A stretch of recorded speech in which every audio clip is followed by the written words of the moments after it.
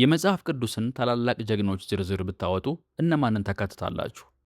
ለብዙዎቹ የታሪኩ መነሻ በሆነው በኦሪት ዘጸአት መጽሐፍ ምክንያት ሙሴ የዝርዝሩ አናት ላይ ሊቀመጥ ይችላል። ነገር ግን ይህን አመለካከት በማረም የመጀመሪያው ሰው ራሱ ሙሴ ይሆናል። በእያንዳንዱ የመጽሐፍ ቅዱስ ክፍል ውስጥ ያለው አንድ ጀግና ብቻ ነው።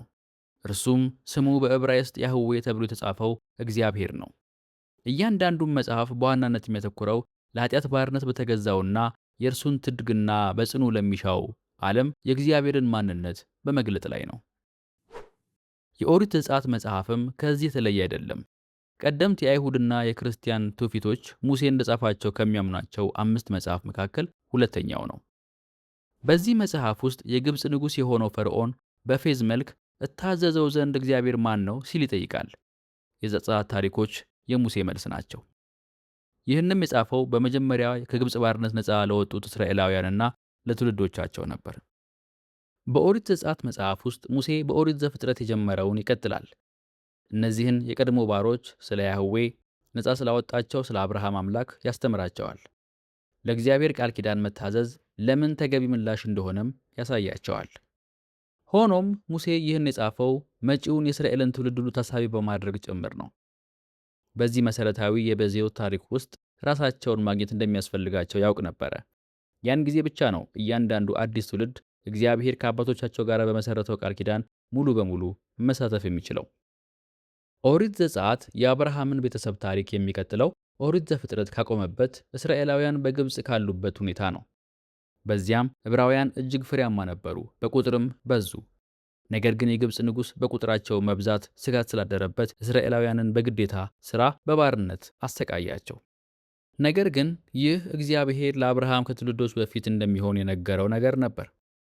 ሆኖም በዚያው ጊዜ እግዚአብሔር በሚያገለግሉት ሕዝብ ላይ እንደሚፈርድ፣ የአብርሃምን ቤተሰብ ነፃ እንደሚያወጣና ወደ ተስፋይቱ ምድር ወደ ከነዓን እንደሚመልሳቸው ቃል ገብቶ ነበረ።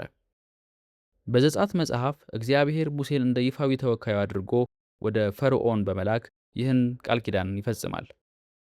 በትሩ በግብፅና በአማልክቷ ላይ ለፍርድ የተዘረጋችውን የእግዚአብሔርን ክንድ ትወክል ነበረ። ፈርዖን ራሱ በግብፅ ውስጥ እንደ ፀሐይ አምላክ የሬ ልጅ ተደርጎ ይታወቅ ነበረ። እርሱም የአባይን ወንዝ የሰብል ምርትንና የፀሐይን ዑደት ሥርዓት እንደሚያስጠብቅ ተደርጎ ይታይ ነበረ። ሙሴ ሕዝቤን ልቀቅ የሚለውን የእግዚአብሔርን ትእዛዝ ሲያቀርብለት ፈርዖን አሾፈበትና እታዘዘው ዘንድ እግዚአብሔር ማን ነው አለ። እግዚአብሔርም በመቅሰፍቶች በኩል መልስ ሰጠ። በእነዚህም መቅሰፍቶች ያህዌ ፈርዖን የተፈጥሮ ኃይሎችን ይቆጣጠራል የሚለውን የግብፃውያንን ቅዠት አፈራረሰው። በምድርም ሁሉ ላይ እንደ ያህዌ ያለ ማንም እንደሌለ አረጋገጠ። ፈርዖን ትዕቢቱ ከተሰበረ በኋላ ብቻ ነው እስራኤላውያን እግዚአብሔርን እንዲያገለግሉ ከግብፅ እንዲወጡ የፈቀደው። ከዚህ በኋላ በየዓመቱ እስራኤላውያን ይህን የእግዚአብሔርን ትድግና በፋሲካ በዓል በኩል ያከብሩት ነበር። በየዓመቱ በጸደይ ወራት ቤታቸውን ከእርሾ ያጸዳሉ። ከባርነት በችኮላ መውጣታቸውንና የእግዚአብሔርን ነፃ ማውጣትም ለማስታወስ የተጠበሰ በግ ከመራራ ቅጠል ጋር ይበላሉ። እግዚአብሔር አባቶቻቸውን ወደ ነፃነት ካወጣቸው በኋላ እያንዳንዱ የእስራኤል ትውልድ ሙሴ ሕዝቡን ወደ ሲና ተራራ እንዴት እንዳመጣቸው ያስታውሳል። በዚያም እግዚአብሔር በፊታቸው ተገለጠ። እንደ ቃል ኪዳን ሕዝቡ እንዴት መኖር እንዳለባቸው የሚያስተምሩ ትእዛዛትንም ሰጣቸው። በጥንታዊ ሥርዓት አማካይነት እስራኤልን ከራሱ ጋር ለማስተሳሰር እግዚአብሔር በከባድ ጢስና እሳት ውስጥ በተራራው ላይ እንዴት እንደወረደ ለልጆቻቸው ይነግሩ ነበር። የቃል ኪዳን ሥርዓት በተለምዶ የሚፈጸመው በሁለት መንግሥታት መካከል ነው፣ አንዱ የበላይ ሌላው ደግሞ የበታች። በእነዚህ ሥርዓቶች ታናሹ መንግሥት ከበላይ ንጉሥ ለሚደረግለት በረከትና ጥበቃ በፍጹም ታማኝ ለመሆንና ለመታዘዝ ቃል ይገባል። በሲና በተደረገው ቃል ኪዳን ያህዌ የበላይ ንጉሥን ቦታ ያዘ። እስራኤል ግን ለያህዌ ታማኝ ልትሆን የተገባው እርሱ ስላሸነፋቸውና ኃያል ጨካኝ ገዢ ስለሆናቸው ሳይሆን ነፃ ያወጣቸው ቸር አዳኝ ስለሆነ ነው። በኋላ ልጆች እታዘዘው ዘንድ እግዚአብሔር ማን ነው ብለው ሲጠይቁ መልሱ ከትውልድ ወደ ትውልድ ይተላለፋል። እርሱ ከግብፅ ምድር ከባርነት ቤት ያወጣን አምላክ ነው። የቃል ኪዳኑን ውሎች ማለትም 10ቱን ትእዛዛት ለመጀመሪያ ጊዜ ከሰሙ በኋላ የእስራኤል ሕዝብ ከያህዌ ጋር ላለው ለዚህ ልዩ ግንኙነት ራሳቸውን ሰጡ። ሆኖም አባቶቻቸው በጥቂት ሳምንታት ውስጥ የወርቅ ጥጃን በመቅረጽ የቃል ኪዳኑን መሰረታዊ ትእዛዛት በመጣስ እንዴት እንደወደቁ መጪው ትውልድ ይማራል። ነገር ግን በዚያ የውድቀት ወቅት እግዚአብሔር ባህሪውን ይበልጥ ገለጠ። እግዚአብሔር ማን ነው? እርሱ መሐሪና ሞገስ ያለው አምላክ፣ ለቁጣ የዘገየ፣ ፍቅሩና ታማኝነቱ የበዛ፣ ፍቅሩን ለሺዎች የሚጠብቅ፣ በደልንና መተላለፍን ኃጢአትንም ይቅር የሚል ነው። ይህ መገለጥ ሕዝቡ በተደጋጋሚ ወደ እርሱ የሚመለሱበት ዓለት ሆነላቸው። መጪዎቹ ትውልዶች ከመጪው ትውልድ ጋር በመመሳሰል ከእግዚአብሔር ትእዛዛት ዘወር ባሉ ጊዜ የእግዚአብሔር ፍጹም ፍትሕነት የተትረፈረፈ ምሕረቱ ጸንቶ ይኖር ነበረ። ምንም እንኳ ተደጋጋሚ ውድቀቶች ቢኖሩባቸውም እግዚአብሔር በዘጻቱ ትውልድ ላይ ተስፋ አልቆረጠም። ይልቁንም እግዚአብሔር ሙሴን የማደሪያ ድንኳን እንዲሠራ አዘዘው። ይህ ድንኳን ከዘመናት በኋላ ለተሠራው ለሰለሞን ቤተ መቅደስ ቀዳሚ ምሳሌ ነበር። የተሠራውም ልክ እንደ ተንቀሳቃሽ ድንኳን ሆኖ በእግዚአብሔር ንድፍ መሠረት ነበረ። እንዲሁም ቅድስናው እነርሱን ሳይፈጃቸው ያህዌ በመካከላቸው የሚያድርበት የተቀደሰ ስፍራ እንዲሆን ነው። እግዚአብሔር ማን ነው? እርሱ በሕዝቡ መካከል የሚያድር ጌታ ነው። የኦሪት ዘጸአት መጽሐፍ የተጻፈው ለአንድ ትውልድ ብቻ ሳይሆን በታሪክ ውስጥ ላሉ የእግዚአብሔር ሕዝቦች ሁሉ ነው።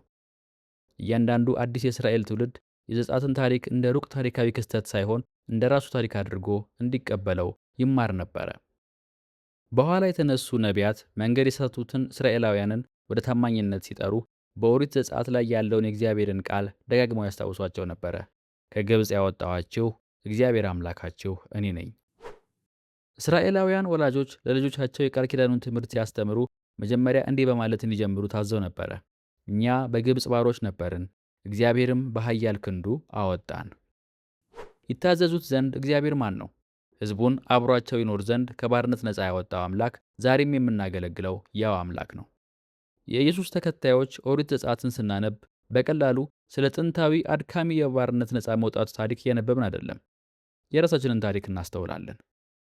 እኛም በአንድ ወቅት ራሳችንን ነፃ ማውጣት የማንችል የኃጢአት ባሮች ነበርን። ነገር ግን በፋሲካ በጋችን በክርስቶስ በኩል ከባርነት ነፃ ወጥተን ወደ አዲስ ሕይወት ተሻገርን። እግዚአብሔር ከጥንቷ እስራኤል ጋር ባደረገው ቃል ኪዳን ሕጉን በድንጋይ ጽላት ላይ እንደቀረጸ ሁሉ አሁን ደግሞ ሕጉን በልባችን ላይ ጽፎታል። በዚያን ጊዜ በሕዝቡ መካከል በማደሪያው ድንኳን እንዳደረ ሁሉ አሁን ደግሞ በመንፈሱ አማካይነት በእኛ ውስጥ ያድራል። በዚህ የቤዞት ታሪክ ውስጥ ራሳችንን ማየት ስንጀምር የዘጸአትን ሕያው ነፃነት እንለማመዳለን። ይህን ቪዲዮ ስለተመለከታችሁ እናመሰግናለን። ይህን መጽሐፍ በጥልቀት ለማጥናት እንዲያግዛችሁ ጥቂት የጥናት ጥያቄዎችን አዘጋጅተንላችኋል። ይህን ቪዲዮ ከወደዳችሁት ላይክ አድርጉት። ቻናሉንም ሰብስክራይብ በማድረግ ለጓደኞቻችሁ አጋሩት።